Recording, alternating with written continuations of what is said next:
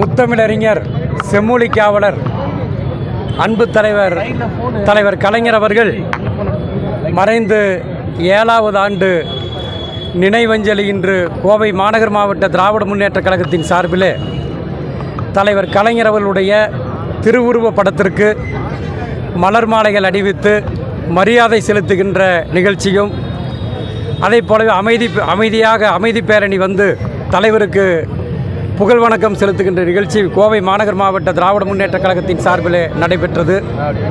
முத்தமிழறிஞர் செம்மொழி காவலர் தலைவர் கலைஞர் அவர்கள் 1938ஆம் ஆண்டு தமிழ்நாட்டிலே கட்டாயமாக இந்தி மொழி திணிக்கப்பட்ட நேரத்தில் கொஞ்சு மொழி தமிழிருக்க இந்தி மொழி நமக்கெதற்கு என்று எண்ணி ஓடி வந்த இந்தி பெண்ணே கேள் நீ நாடி வந்த நாடு ஈதல்லவே என்று கையல் வில் புலிக்குடி ஏந்தி ஆரூர் வீதிகளிலே 14 வயதில் கால் சட்டை அணிந்த அந்த காலகட்டத்திலேயே இந்த இனத்திற்காக தன்னை முழுமையாக அர்ப்பணித்து கொண்ட மகத்தான தலைவர், மாபெரும் தலைவர், சரித்திரம் பேசுகின்ற அற்புதமான தலைவர் கலைஞர் அவர்கள்.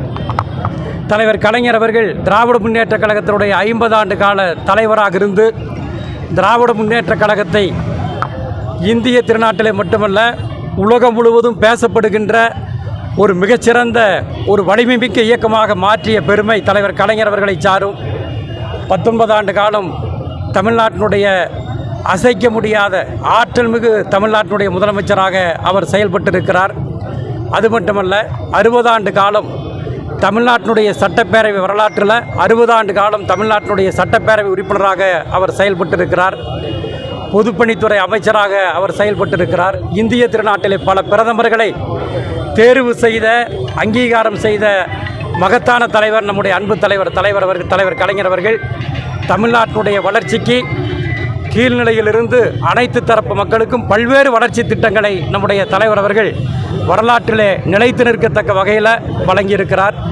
குறிப்பாக நம்முடைய கோவை மாவட்டத்தினுடைய வளர்ச்சிக்கு வித்திட்டவர் முத்தமிழறிஞர் தலைவர் கலைஞர் அவர்கள்.